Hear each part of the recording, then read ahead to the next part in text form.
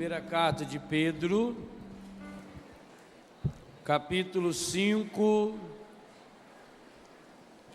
versículos 8 a 11. Primeira carta de Pedro,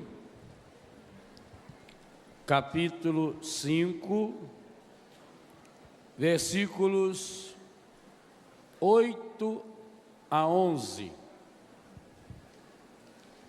Sede sóbrios e vigiai. Vosso adversário, o demônio, anda ao redor de vós, como o leão que ruge, buscando a quem devorar. Eu vou repetir, para aqueles que estão conversando também ter a graça de ouvir. Sede sóbrios e vigiai.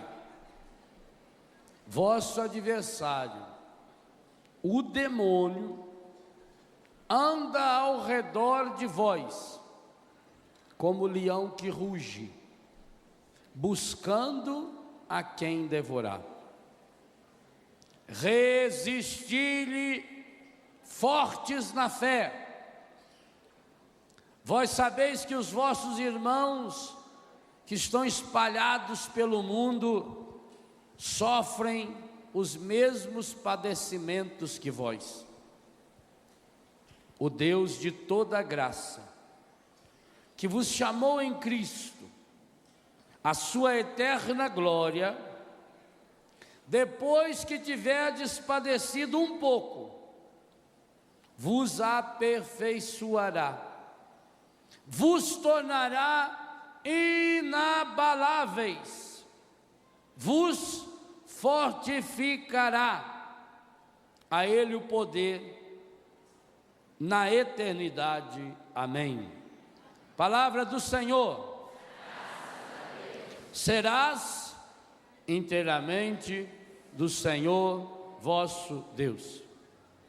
E para isso é preciso que essa decisão seja firme em nós, que o nosso sim seja sim, que o nosso não seja não, porque Jesus disse: o que estiver fora disso vem do maligno. São Pedro, primeiro Papa, nos torna explícito esse ensinamento de fé. Vosso adversário, abre vírgulas. Nós sabemos que em português, quando se abre uma vírgula, é porque quer se destacar, quer isolar e mostrar quem é o nosso adversário, quem é o nosso inimigo. Quantas vezes nós brigamos com as pessoas, e é isso que o encardido quer, para que ele possa continuar nos destruindo. Vosso inimigo anda ao redor de vós como um leão que ruge, buscando a quem devorar. Eu dizia hoje de manhã, além daquilo que nós já ouvimos e vamos voltar a meditar ainda nesse acampamento, das enganações que o demônio faz, pela contaminação das falsas doutrinas e falsas religiões. E nós vamos entender hoje ainda por que é tão importante para o demônio as falsas religiões. Há um objetivo. Em primeiro lugar, é preciso que se diga com toda clareza isso que pertence à doutrina da fé católica, apostólica, romana. E não me interessa se quem falou o contrário para você foi um coordenador, foi um padre ou foi um bispo, tanto faz. Se disseram o contrário disso, falaram doutrina deles. Porque infelizmente hoje tem muita anta por aí, até entre nós sacerdotes e até entre bispos, que vão afirmar que o demônio não passa de uma força psicológica. Pois o catecismo da Igreja Católica Apostólica Romana afirma, o demônio, e a palavra de Deus, que o demônio é o nosso adversário, que ele é um anjo decaído, que ele não é só um princípio de mal, não, ele é o agente, ele é o causador. O catecismo afirma com todas as letras que os nossos primeiros pais perderam a graça de viver no paraíso e acabaram assumindo como consequência a morte, tema que nós vamos meditar na missa de hoje à tarde, e da ressurreição, em consequência de uma ação direta do demônio. E depois então nós meditamos os 3 primeiros demônios que nos atingem a partir de necessidades físicas. Quais são eles mesmo? Primeiro, opa, muito bem. Primeiro é? Por acaso você pecou agora na hora do almoço? Não? Louvado seja Deus. Eu fico tão feliz de estar numa assembleia tão santa. Oh, obrigado, Senhor. Primeiro é gula. Segundo, e esse?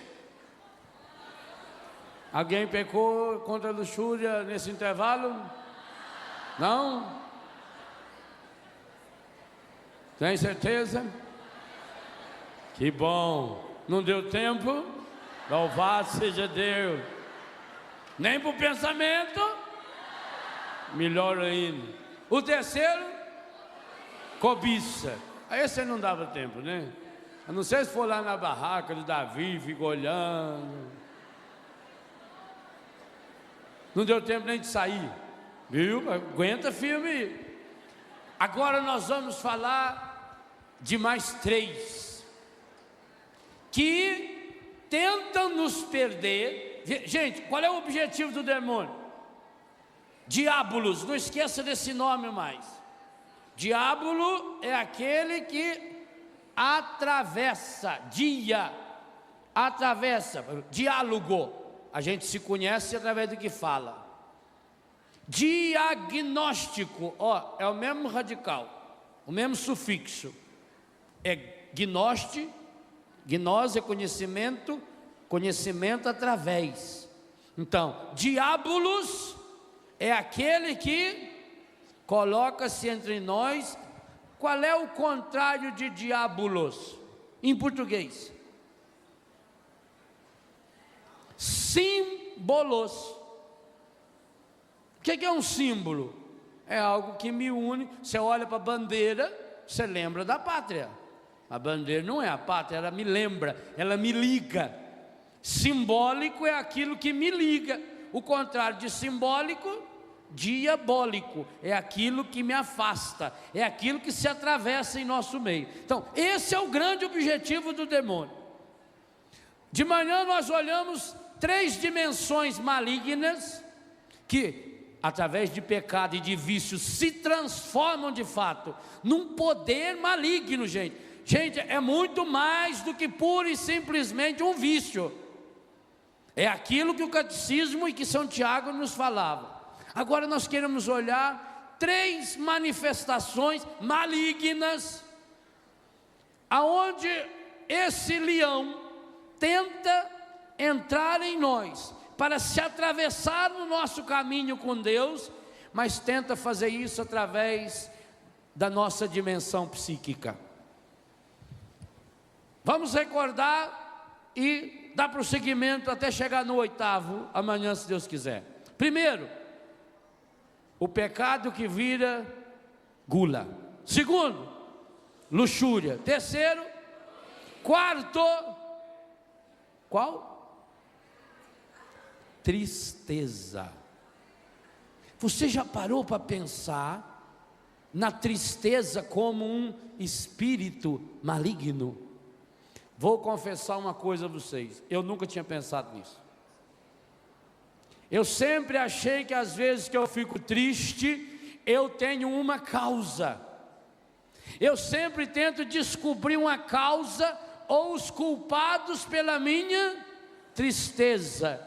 Mas preparando esse acampamento, pude perceber de fato, a tristeza, ela não é só uma arma do inimigo, ela é o próprio maligno. Porque o que é que leva você à tristeza? A decepção com Deus, consigo mesmo, com os outros. O que leva-nos à tristeza, e aqui nós entendemos, porque essa é uma dimensão maligna mesmo, é a prisão ao passado. Ninguém fica triste se viver no presente. Quando eu me lanço no passado, eu começo a remoer o meu passado. E vou dizer uma coisa a vocês: em todas as comunidades que trabalham com dependentes químicos, sabe que há um ensino que diz que a gente não deve ficar conversando sobre drogas, que a gente não deve ficar falando sobre o tempo que a gente viveu no pecado, porque isso faz com que a pessoa volte a querer experimentar ou vivenciar a mesma realidade. O demônio, o espírito maligno da tristeza, ele leva você a se prender ao passado. Por isso leva a pessoa ao desânimo. Gente, pensa bem, se esse não é um dos demônios que mais estão atuando ou está atuando no mundo moderno. Esse é o grande demônio que está na causa de dois grandes males do ser humano moderno. Todos dois começando com a letra D: depressão e dependência química. A tristeza é a perda do sentido da vida.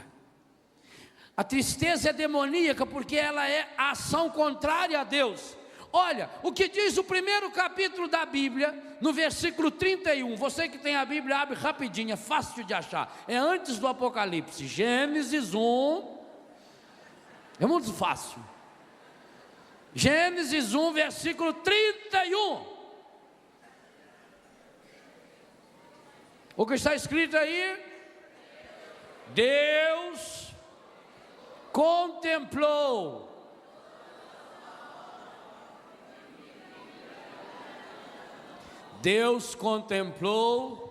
toda a sua obra e viu que tudo era muito bom. A tristeza leva você ao contrário dessa presença de Deus. Primeiro, a tristeza faz com que você não contemple mais toda a obra, você se fixa num problema. Recorda-se a última vez que você ficou triste? Ninguém de nós fica triste se não se isolar num problema. Nós isolamos o problema e depois o olhamos com lente de aumento. Nós nos fixamos, nós colocamos uma viseira, igualzinho se faz para fazer o cavalo puxar a carroça, e você fica concentrado naquilo ali, e aí você começa a remoer. E como é que vai alimentar isso? Meu livro Cura do Ressentimento trabalha essa temática. Você começa a remoer. Eu sou infeliz, eu sou triste, nada dá certo em minha vida. E aí tem uma palavra bíblica que chama muito a minha atenção.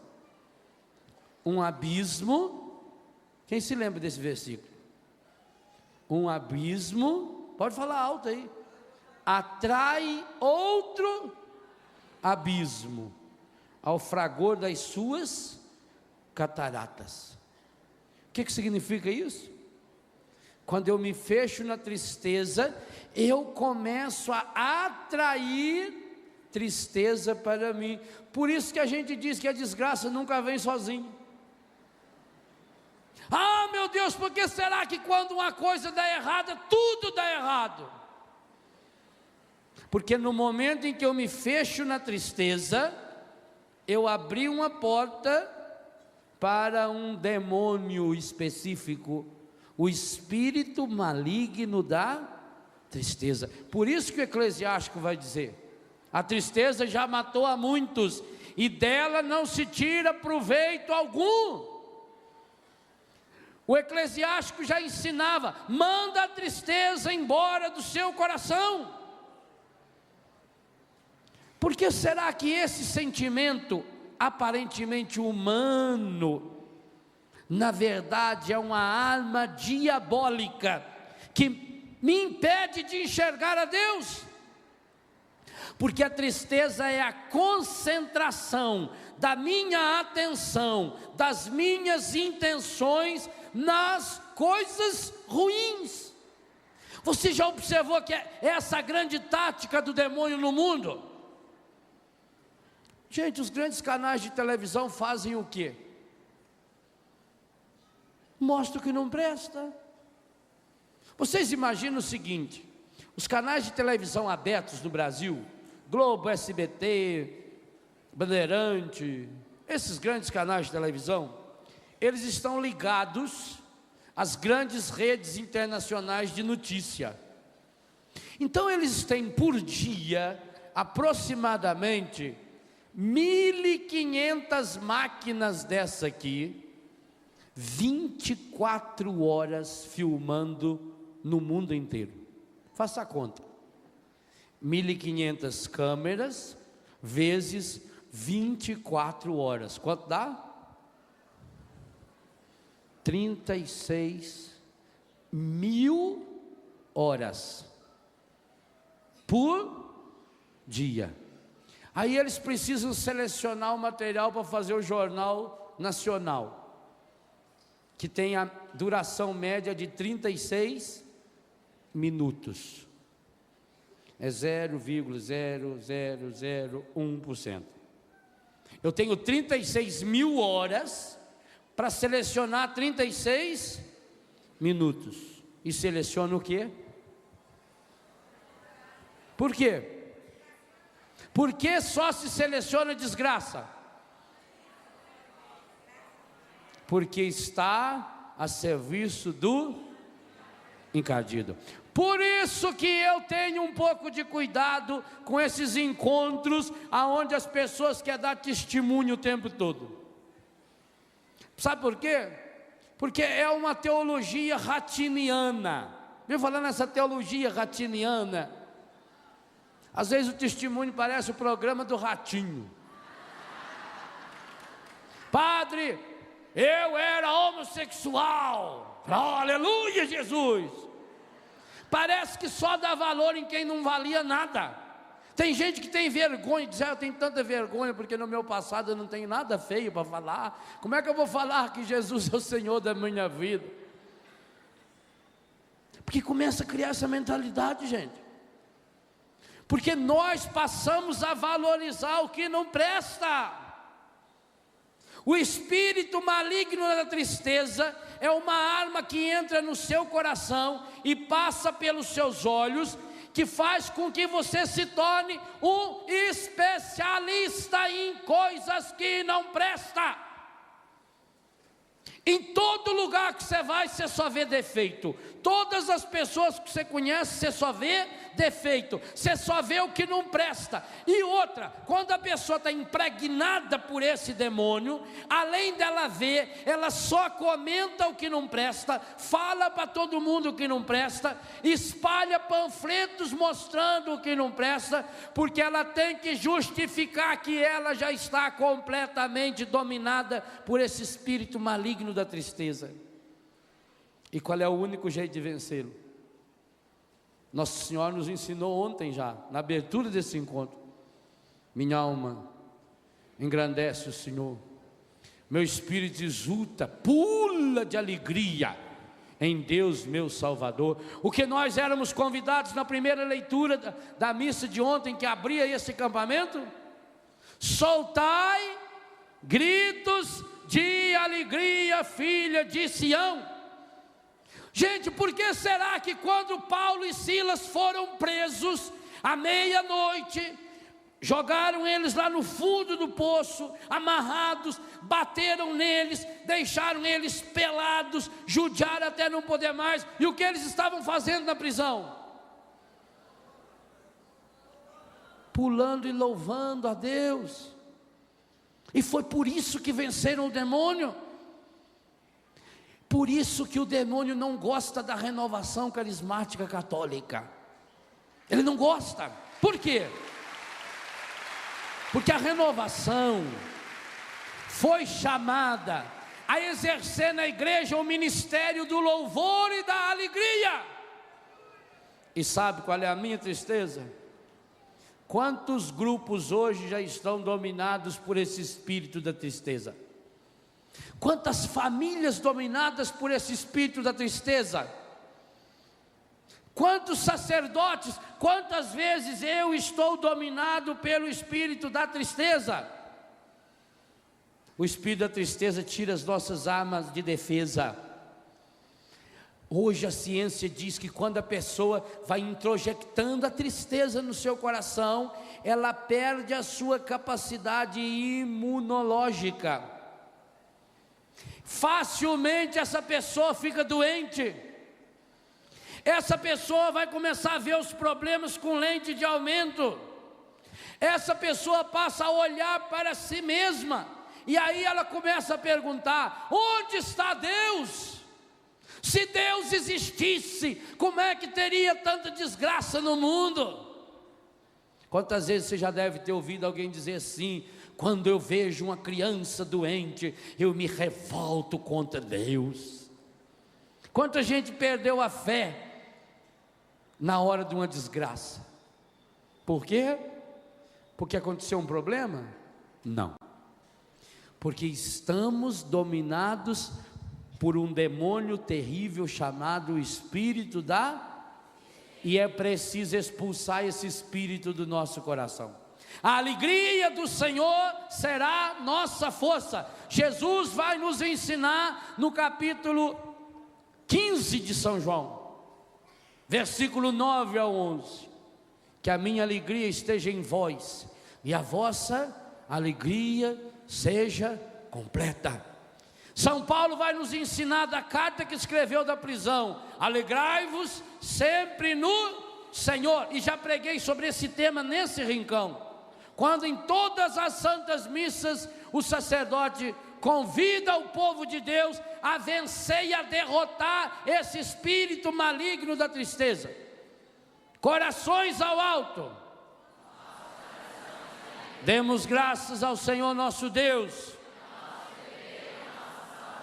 Pensa no que você falou. É nosso e nossa. Logo, se eu não dou graças a Deus, eu não estou cumprindo o meu dever, e além disso, estou perdido. O que o demônio quer é que nós nos perdamos em nós mesmos, nessa e na outra vida. O espírito da tristeza leva você a ficar preso ao passado. E aí é uma área em que o demônio domina. Preste atenção no que vou perguntar. O demônio conhece meus pensamentos? Se ele não conhece meus pensamentos, como é que ele é capaz então de me sugerir maus pensamentos? Hein? Porque a gente fala, e quando a gente não fala?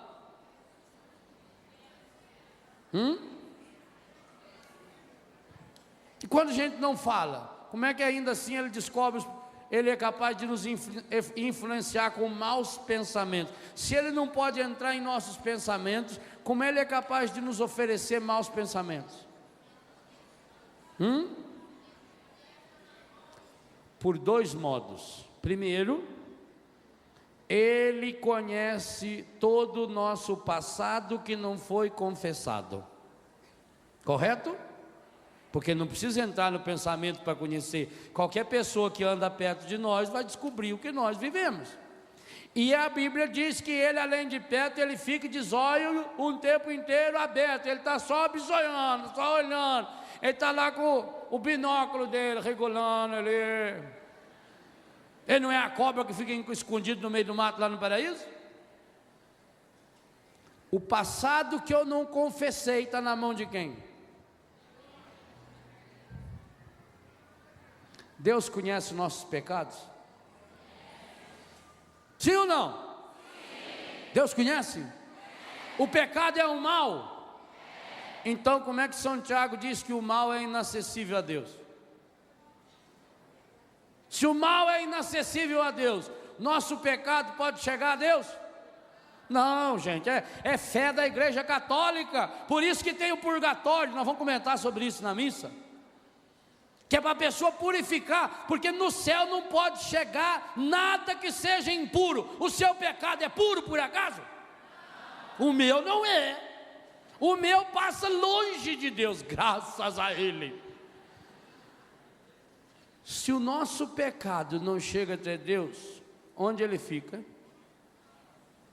Fica muito bem guardado no coração e na vida de quem não se confessa e nas mãos do encardido, que vai adubá-lo, regá-lo, cuidar dele para você. E assim que você voltar para buscar, ele já vai te dar com todos os frutos possíveis. Ele é o acusador, está na palavra em Apocalipse 12. Ele é aquele que dia e noite está nos acusando.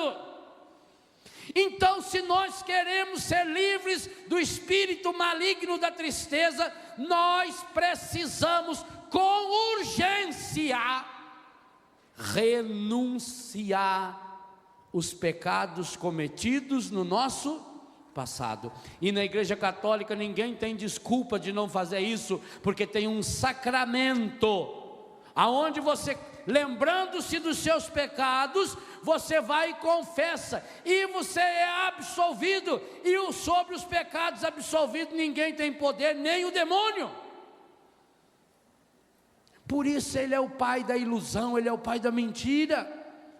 Ele nos prendendo ao passado, faz com que a gente se alimente do passado. Então nós passamos agora a olhar para nós com um sentimento de menos-valia.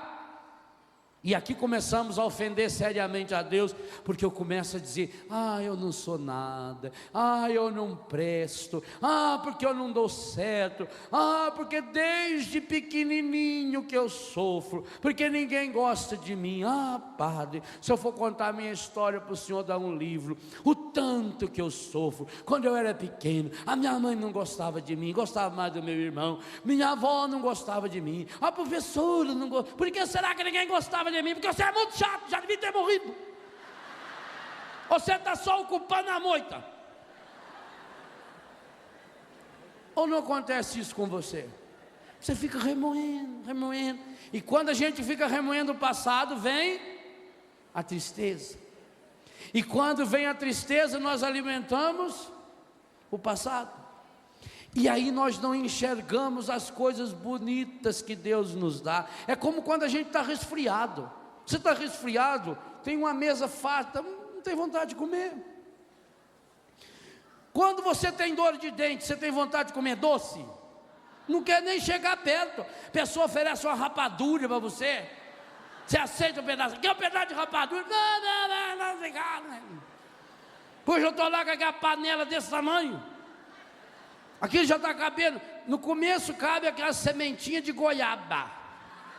Agora já está cabendo o grão do pêssego.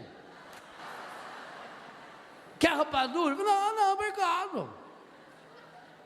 Assim vai acontecendo conosco quando deixamos nos dominar pelo espírito da tristeza. O espírito da tristeza vai nos amarrando, vai nos tornando pessoas pessimistas. O pessimismo gera o negativismo. Você começa a olhar a vida com tristeza, é o fastio da vida. Você vai perdendo o sabor. E aí, olha como o demônio é terrível. Nessa hora, ele começa a oferecer para mim e para você as fontes da falsa alegria, da alegria demoníaca. E no que consiste essa alegria? Na gula, na luxúria, na cobiça. Percebeu? Percebeu que nós estamos subindo um degrau? E nós chegamos no quarto, sinal que já passamos pelos outros 3. Portanto, esses 3 estão vindo junto. E quando chegarmos no 8º, vamos perceber que o 8º traz consigo todos os outros 7. Como eu não experimento a alegria de Deus? A alegria do Senhor será a nossa. Logo, sem a alegria do Senhor, nós seremos e fraco, gente. Fraco qualquer um derruba. Fraco qualquer um de nós é derrotado. Então hoje nós precisamos abrir nosso coração e nossa mente para compreendermos que essa tristeza que muitas vezes toma conta do nosso coração, que ela não é pura e simplesmente algo passageiro, e que não adianta nada eu me empanturrar de remédio, não adianta nada eu querer fugir da tristeza com as drogas. Eu bebo porque eu estou triste, e depois que ficar alegre vai beber para comemorar que está alegre. Aí vem a ressaca, o ciclo vicioso. Eu estou triste, eu fumo um baseado. A maconha é uma droga tranquilizante. A pessoa fica serena, tranquila, para comemorar ela cheira um carreiro de cocaína. E a cocaína deixa a pessoa nervosa, agitada. Leva a síndrome do pânico, a fúria interior. Quer dizer, uma droga vai indo para outra. Exatamente o que o catecismo disse. Vai criando-se um ciclo vicioso, e eu vou alimentando esse ciclo. A hora que passa o efeito da droga, a hora que passa o efeito do meu remédio, eu preciso de mais droga, eu preciso de mais remédio. E eu vou, por isso que há uma íntima relação entre depressão e dependência química. E isso falo de uma área que eu conheço bem. Quando falta droga, a gente vai ver os filhos, eles começam a ficar deprimidos, entristecidos, angustiados, e a pessoa não vê beleza em nada, não vê graça na vida. Tanto faz se está de chuva, se está de sol, a pessoa vai se trancando, ela vai se fechando naquele mundinho. Observe que a pessoa dominada pelo espírito de tristeza, ela acaba vivendo trancada dentro de casa. Ela não abre a janela, ela não abre o sol, ela não saboreia a chuva, ela não saboreia o sol. Rubem Alves tem um poema maravilhoso, quando ele diz que gosta de estar na casa velha, porque daquela sala é de onde eu vejo quando a chuva vem vindo. Que coisa espetacular. Quando você está bem, espiritualmente bem, tem coisa mais bonita do que você sentar na beira da sua casa, você olhar no alpendre, e lá de longe você vê que a chuva vem vindo. Tem coisa mais gostosa do que sentir o cheiro das primeiras gotas que caem na terra e começa a subir aquele cheiro de poeira. Mas eu preciso estar bem. Agora, se eu não estiver bem aqui dentro, eu olho para o sol e digo: meu Nossa Senhora, um sol danado, eu não vou não. Está muito calor, né? Parece que o tempo está virando. Está ventando muito, né? Perigoso a gente pegar um constipado. Não vou não. Não vou não, que está chovendo. Não é assim? Quem que está por trás disso? Encardido.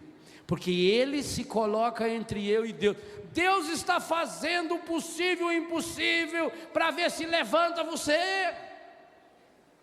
para ver se faz você abrir os olhos para enxergar aquilo que ele enxergou. Deus contemplou toda a sua obra e viu que tudo era muito. E você não contempla a obra de Deus, você se contempla. Ao lado desse espírito maligno da tristeza, o quinto espírito maligno que trabalha junto com a tristeza. Aliás, alguns dos monges antigos escrevem esse em primeiro e a tristeza como consequência. Esses dois trabalham muito juntos. Nós já fizemos um acampamento inteiro sobre esse quinto espírito maligno, só que não com esse nome: o espírito maligno da ira. Ah, meu Deus, eu já fiz uns 15 exorcismos para mim mesmo em cima desse espírito, só nesses últimos dias preparando esse acampamento. Eu acho que essa é a porta número 1 de entrada do encardido na minha vida, porque quando me sobe os nervos, nossa Senhora, que vontade de esganar. Você não tem isso não? Eu tenho.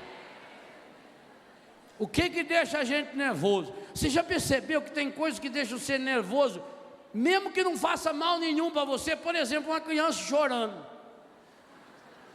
Criança chorando, que mal ela faz para mim? E por que ela me enerva?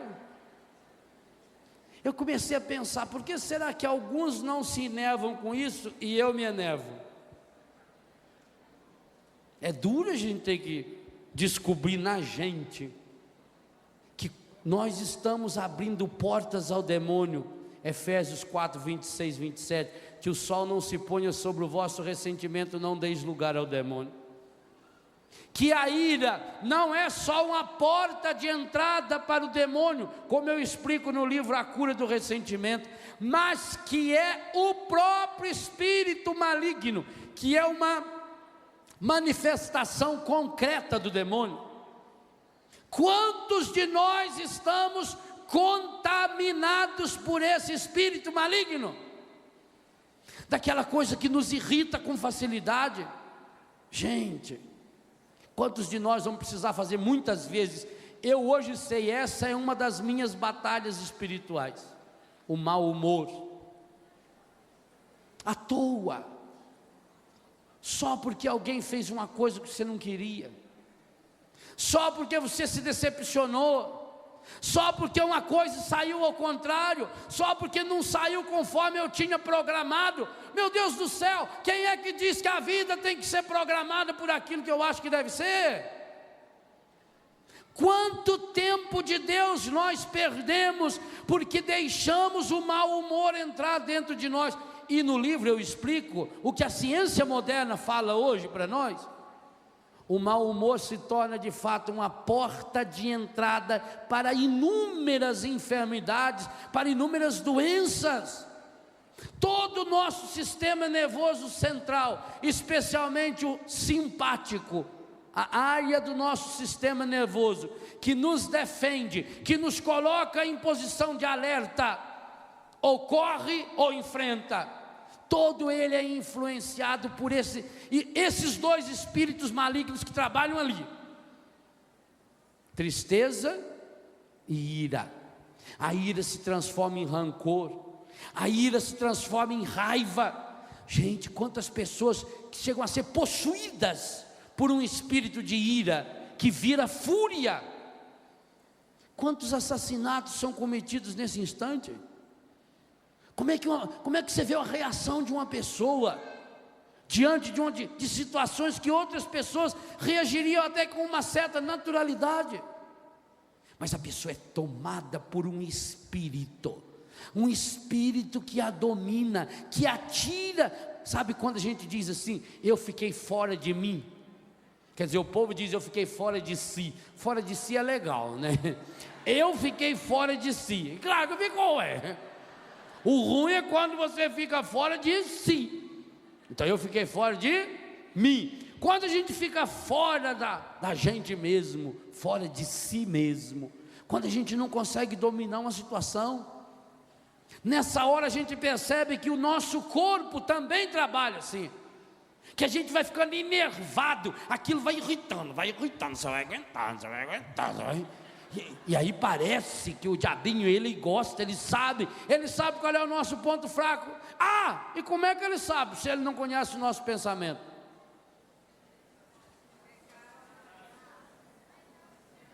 Além do passado, mas algo do presente.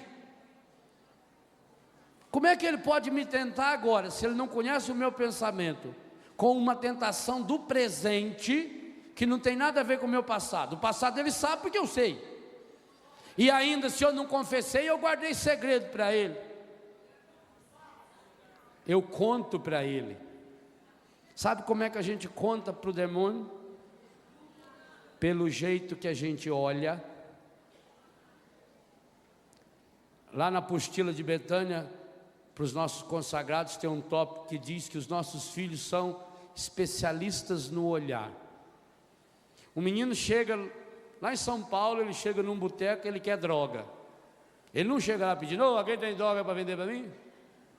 Ele chega, ele bate o olho num, e ele sabe que aquele é o usuário. E ele vira para o cara e dá um sinal. O cara olha para ele, dá um, ninguém vê. Ele viu. Ele criou um código. Nós criamos códigos com o demônio. Como? Nosso jeito de olhar. Quando nós olhamos com aquela... O demônio, que é um leão que está aqui pronto para dar o bote, percebe. De que outras formas ele percebe? Nosso jeito de falar. Por isso que nós não podemos falar palavrão. Por isso que quando a pessoa... O palavrão, pelo palavrão, não é pecado. Que até na Bíblia tem palavrão. Você pode chamar alguém de filho da puta e citar isso na Bíblia. Está em 1 Samuel 20:30. Aí eles vão olhar mesmo, tá vendo? E está lá. Saul ficou com raiva e disse para Jonatas: "Filho de prostituta." Pronto. Você pode xingar biblicamente. Quando você quer xingar uma pessoa, não quer falar palavrão, fala 1 Samuel 20:30. Ou se não, Mateus 16. Afasta-te de mim, Satanás, né? Você pode xingar biblicamente. Então não é o palavrão. O palavrão código para o demônio é, primeiro, aquele que a gente acostuma a falar muitas vezes. Parece que não tem nada, você está lá cozinhando, e cada vez que dá uma batida na mão no fogo, você diz: "Ô demônio." É uma ladainha para ele. Ele vem, pois ele já vem de enxerido, quanto mais quando chama. Se ele já é safado, sem vergonha, que está ali esperando para dar o bote. A pessoa no trânsito. Por isso que eu xingo sempre anta. Anta não é palavrão. Vai anta, pronto, aí eu já dou risada. Mas a gente vê no trânsito, a pessoa começa a dar murra ali no volante.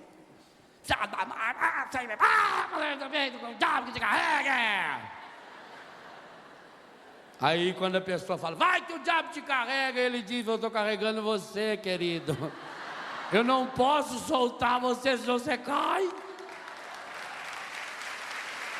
É um código, o palavrão. Mas não só o palavrão é um código, as palavras maliciosas. E nós sabemos quando que uma palavra é maliciosa. Quando você a usa num contexto malicioso. Nós sabemos disso. Há muitas palavras que você pode falar que não é palavrão. Você pode chegar na casa de uma dona lá no interior, ela está criando galinha, só pergunta para ela: "E aí, a senhora tem bastante pinto?" Ela fala: "Tem, graças a Deus." Olha que beleza. Não é palavrão? Porque eu estou me referindo aos franguinhos. Você pergunta para uma criança de 8 anos: "Qual é a capital do Paraná?" Ela fala: "Curitiba." E não é pecado. Ela não fala Ritiba. Está vendo? Então, não é porque eu usei uma sílaba, uma palavra que é palavrão. Nós sabemos disso, nós falamos isso no dia a dia. Mas é a minha malícia. Eu não preciso nem falar, basta eu olhar, basta eu fazer um gesto com a mão, com os olhos, com a língua. Mas há outros códigos perigosíssimos que nós usamos para dizer para o demônio que nós estamos em comunhão com ele. Por exemplo, o jeito de andar. Quando você vê na rua um rapaz andando meio creuso assim, você já fala: "Olha, rapaz, meu, que jeito esquisito de andar." Não tem problema. Não percebe? Mas as moças também, os rapazes também. Quando eu vou vestir a minha roupa lá em frente ao espelho, e eu começo a me arrumar, o encadido está sempre perto. Aí eu faço uns gestos do jeito de arrumar a minha roupa, que ele percebe que eu não estou vestindo a roupa para cobrir meu corpo, que eu estou saindo para uma caçada, não é? Então eu vou achar aquela calça mais justa, a mulher vai lá, põe aquela calça branca, justa, ainda com o decote baixo aqui assim, parece até aquele ossinho aqui. Ela bota uma tanguinha, uma blusa daquela assim que está estufada, aqueles morrinhos tão sartana que é, e vai para a missa. Cristo, que corpo, não é? Vira uma tentação. O demônio está ali, ele está percebendo que você não vestiu aquela roupa para se proteger. No entanto, você pode ver uma moça de 15 anos de idade na igreja abrir a blusa, tirar o seio, dar mamar para uma criança, você não tem malícia. Por quê? Porque não teve associação, percebem? Não teve associação maligna. O demônio sabe o que ele pode influenciar meus maus pensamentos por aquilo que eu estou demonstrando, o meu jeito de vestir, o jeito de andar, o jeito de sentar. Por que as mães antigamente ensinavam, principalmente as meninas, a sentar? As moças têm que sentar com delicadeza. Se ela está de saia, ela vai abaixar, ela tem que juntar o joelho, abaixar com jeito, não é assim? Por quê? Porque ela não quer ser tratada como uma prostituta, mas muitas se comportam como se fosse ou até pior, e dentro da igreja. Uma vez eu e o padre João Batista fomos fazer um casamento em Pindamonhangaba. Quando eu entrei lá para arrumar o altar, tinha a madrinha sentada no primeiro banco, com um micro vestido vermelho, e ela começava a cruzar as pernas para lá e para cá. Falei: padre, o senhor precisa rezar pela madrinha da noiva, ela está com a inflamação no útero. Falei. Que pouca vergonha. Ele estava lá, e ajeitadona ainda. Fosse uma feia, a gente louvava o Senhor, mas não era. É um código com o demônio. A gente percebe. Nas ruas, como é que na rua você sabe uma pessoa é prostituta, prostituto? O jeito que veste. Você cristão não pode vestir assim. Mas aí vem um outro detalhe importante. Você também não pode usar essas camisetas que tem símbolos da nova era. Por que a nova era tem tanto símbolo? Por quê? Código.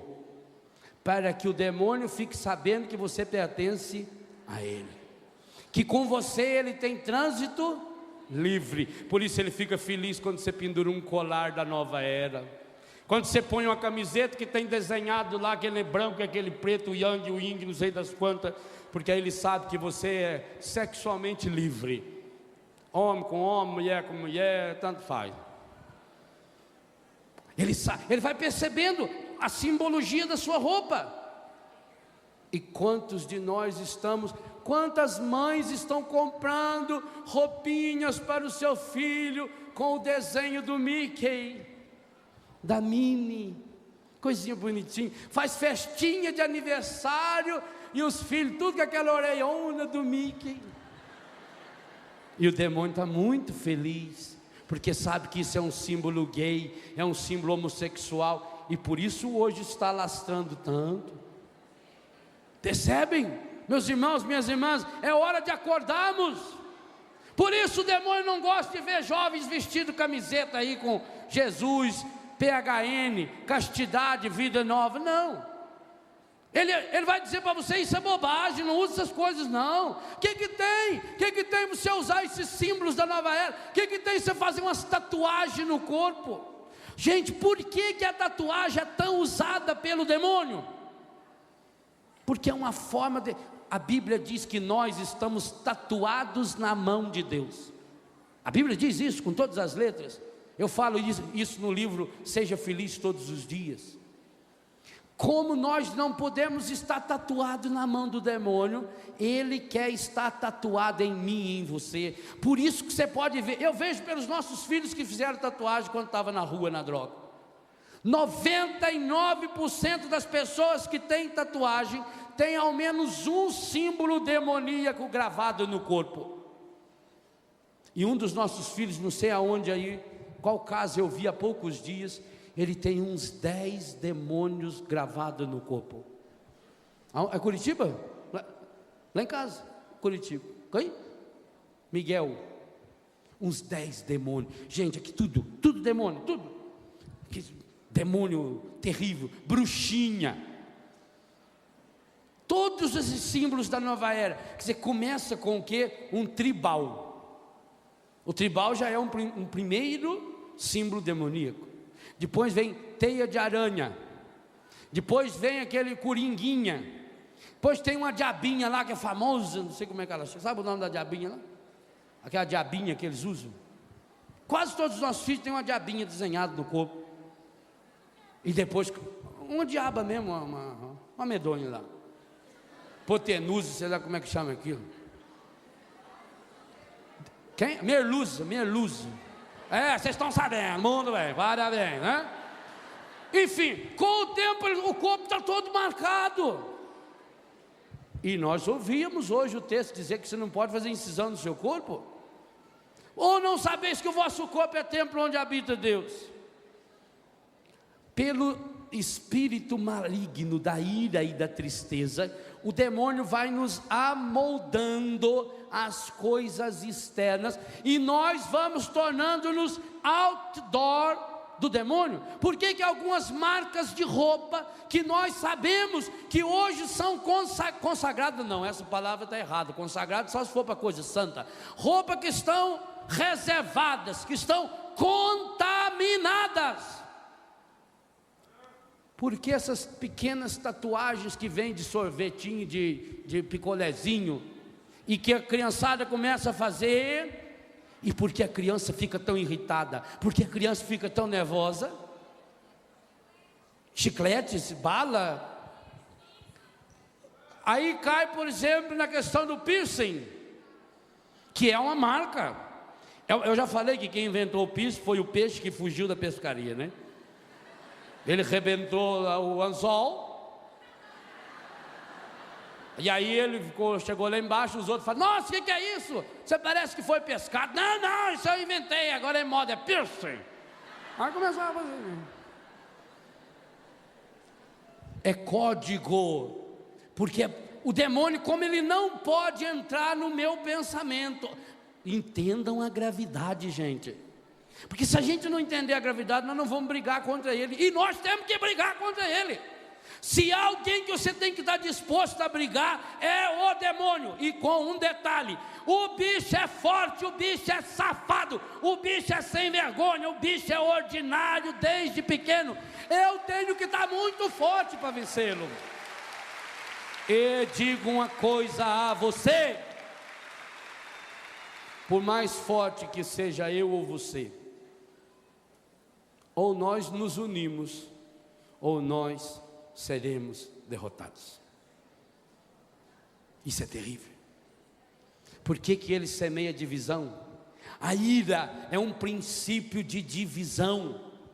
Ele faz dois irmãos brigarem, ele faz dois padres brigar. Pela ira, o marido e a mulher brigam, a família briga. A ira gera morte, a ira gera o ódio, a ira alimenta a tristeza alimenta a ira. Quantos sinais de morte, e a Bíblia nos dá alguns deles, estão espalhados até hoje no mundo pelo demônio da ira. Demônio alimentado, porque eu criei um código de comunicação com ele, e esse código está na minha roupa, no jeito que eu corto ou que eu pinto o meu cabelo. Você já observou como as pessoas copiam? Quando o Ronaldinho cortou o cabelo daquele estilo que a minha mãe mandou fazer lá quando a gente era pequeno, na Copa, você viu quanto moleque cortou o cabelo daquele jeito? É assim, gente, o demônio se reproduz, ele tenta reforçar dentro de nós e depois reproduzir, para que a gente sempre, mas inocentemente. Eu quando comprei aquela roupa, eu quando fui lá naquele filme, eu quando comprei aquele livro do Harry Potter, não sei das quantas, eu quando ganhei aquela bruxinha, pois hoje eu digo a você, jogue fora tudo aquilo que tiver a marca da nova era, jogue fora tudo aquilo que tiver a marca do demônio na sua casa. Serás inteiramente do Senhor teu Deus. Você, minha irmã, não pode sequer pintar a sua unha com as marcas do demônio. Se você vê que aquela fulana roqueira, que vive lá fazendo